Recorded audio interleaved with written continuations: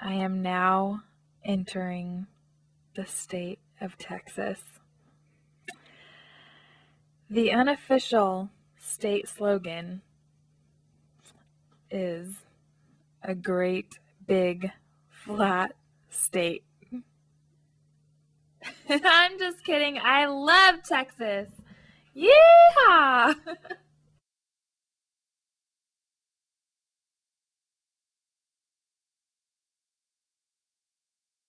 So Jeff, tell me about what's special about Motocross of Nations to you.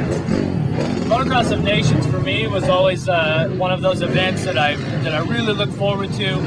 And as a kid, I loved reading about the Motocross of Nations, as it used to be called, in the magazines. And there was something about the bikes and the riders having the custom helmets with the double V victory, wearing the red, white, blue gear, and that always really made me want to ride that event. And so in '92, I had the opportunity to ride the Motocross of Nations for the first time, and it was a great experience. And there was nothing like winning that event, and when they play your national anthem and you guys are victorious, it's a really special feeling. So the week before Nations, tell me what's going on. What are you guys doing? Are you guys stressing out? Are you excited? Well, every time that I rode the Motocross of Nations, it was in Europe, one time down in Australia. So usually we would take off on a Monday or so, get over to whatever country it was going to be, get the bike and everything situated, and usually try to go find some place to ride, to test and get acclimated. One of the challenges back in the 90s riding the Motocross of Nations is that the fuel situation, the regulations on the fuel were so much different. So it was a real challenge to get the bike jetted and to get the bike to run proper on the type of fuel that we had to run during the race. What about jet lag? How are you guys like that? I know you guys have a lot in the US, but going over to Europe to race, do you guys feel like they had a better chance at? Yeah, that was kind of, that was just one of those things that you had to get over there a few days early, get acclimated, get your clock changed, if you will, and it also gave you the time to get cultured and to experience whatever country you were in, along with doing a little bit of work. So for me, it was nothing but great memories. Even the first year that we didn't win, it was still a great experience. Speaking of memories, 1993, Austria. Tell me about that. Austria, yeah, was Schwarzenstadt, I believe, was how it was pronounced. I showed up to the track and I just knew right away that was what attracted me. It was kind of a clay base, had some grass sections. That was one of the most memorable Motocross of Nations for me, just because I just had a great ride. I didn't win I wasn't the first 125, the first moto, but I was almost passing the lead right at the checkered flag in the 125 class, and second moto I won the 125 class. So, for me, it was a great event.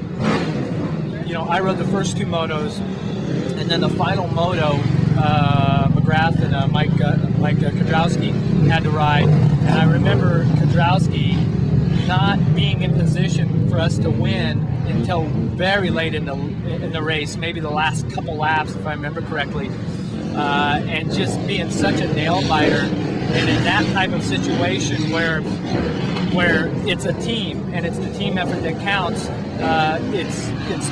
it's different, because in motocross usually it's the one rider, then it breaks down to the mechanic, to the race team, but one rider being able to make or break his own day. So in this situation, it's much like team sports and being on the sideline where you're cheering on your teammates, to go and get the job done, and that was an awesome day. Sounds awesome. Well, thank you for your time, Jeff. That was awesome. Well, I definitely look forward to this year, the 2007 Motocross of Nations being at Budds Creek. I'm only jealous that I won't be riding, but I will be there in attendance during the broadcasting, and just really hoping for a great event. And I think it's going to be awesome again this year.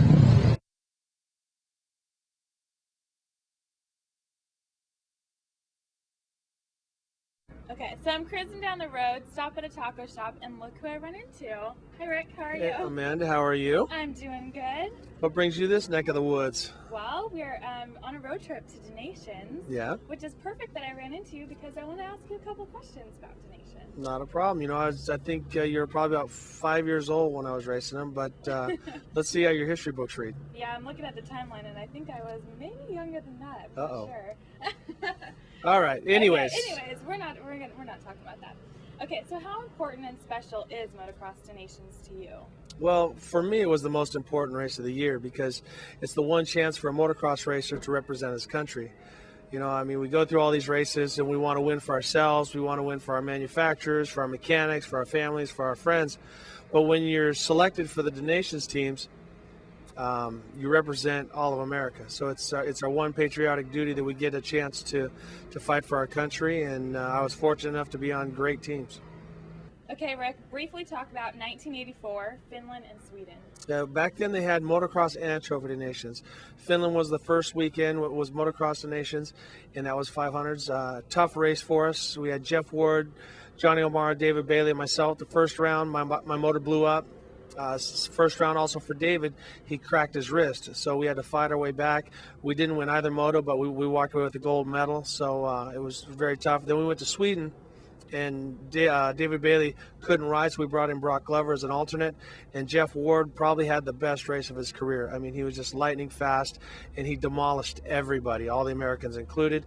And we walked away with the gold medal again. So it was a tough 2 rounds, but lucky for us, we won the gold. Sounds amazing. Can you tell us a little bit about 1987 and Unadilla? 1987 in Unadilla was tough. You know, we brought in 3 people that really didn't like each other. You had Jeff Ward and I who fought all year long, but Jeff and I were always good at putting the boxing gloves down and picking up the American flag and going for the gold and help each other out. But Bob Hanna was kind of a crotchety old man at that point and wanted to ride a 250. But I was on the 250 and Suzuki didn't have a 500, so he rode the 125, and he really didn't want to be a team player. Bob was always kind of a loner and does his own thing and didn't want to practice with us, didn't want to train with us, and didn't appreciate what we were trying to do. But Bob had America's goal in mind. So, you know, I tease him about saying he was a crotchety old man. You know, Bob did an awesome job, won the second moto, had some trouble in the first moto with the mud, which everybody did. But once again, we walked home with the gold. And the great thing at the end of all that was we got to go meet President Reagan in the White House. No way. That's so cool.